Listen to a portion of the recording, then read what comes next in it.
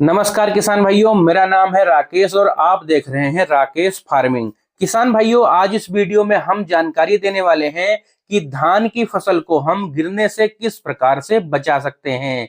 जी हां किसान भाइयों, आज इस वीडियो में हम आपको ऐसे कुछ खास उपाय, कुछ खास उर्वरकों के बारे में बताएंगे जिनका प्रयोग यदि आप अपने धान की फसल में सही समय पर कर देते हैं तो आपकी जो धान की फसल है किसान भाइयों, वह 100% सुरक्षित रहेगी, उसके गिरने का खतरा बहुत कम रहेगा। तो वीडियो बहुत ही ज्यादा इंटरेस्टिंग है, बिना स्किप किए पूरा अंत तक जरूर देखिएगा।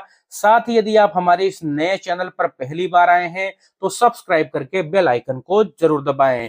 किसान भाइयों, सबसे पहले कुछ खास बातें जिनको आपको ध्यान रखना है।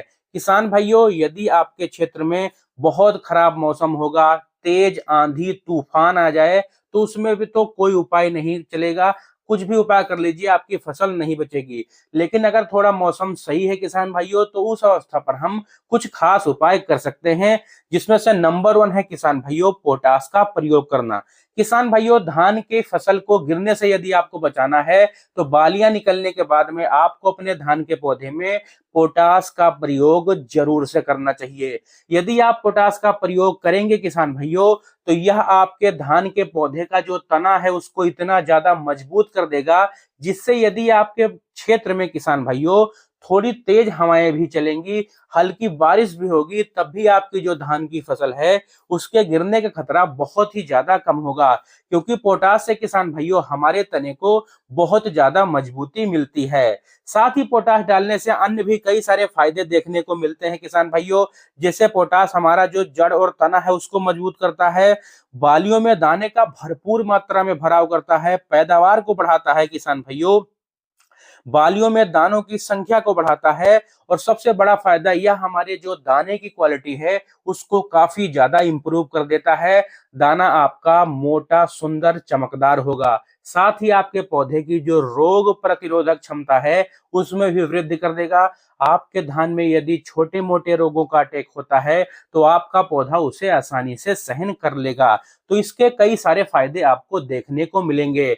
यदि पोटाश के हम सही मात्रा की बात करें तो अगर आप दानेदार पोटाश डालना चाहते हैं तो एमओपी जो 60% वाला पोटाश आता है आप उसका प्रयोग कर सकते हैं। उसकी मात्रा आपको किसान भाइयों 20 किलोग्राम प्रति एकड़ से लेनी है।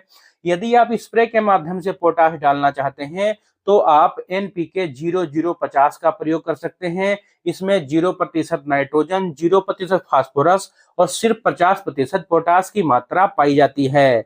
किसान भाइयों, यदि इसकी मात्रा की बात करें तो लगभग आपको 180 लीटर पानी में घोल बनाना है और इसका स्प्रे कर देना है। इसका रिजल्ट आपको किसान भाइयों बहुत शानदार देखने को मिलने वाला है।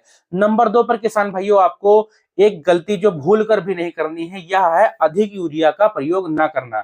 अब किसान भाइयों, अगर आप अपनी धान की फसल में शुरुआती अवस्था से अंधाधुंध यूरिया का प्रयोग कर रहे हैं तो आपकी धान की फसल की जो गिरना है किसान भाइयों उसका प्रतिशत काफी ज्यादा बढ़ जाता है।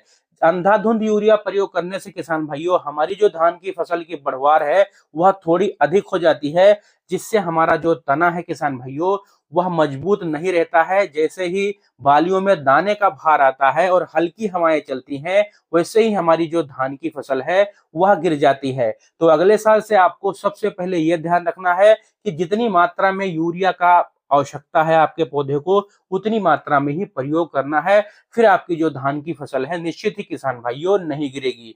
अब नंबर 3 पर सबसे अंत में आपको जिस उपाय को करना है वह है किसान भाइयों सीमित सिंचाई करना। अब किसान भाइयों, अगर आपके क्षेत्र में मौसम खराब है, आंधी तूफान बारिश की संभावना है, तो इस अवस्था पर आपको कतई सिंचाई भूलकर भी नहीं करनी है।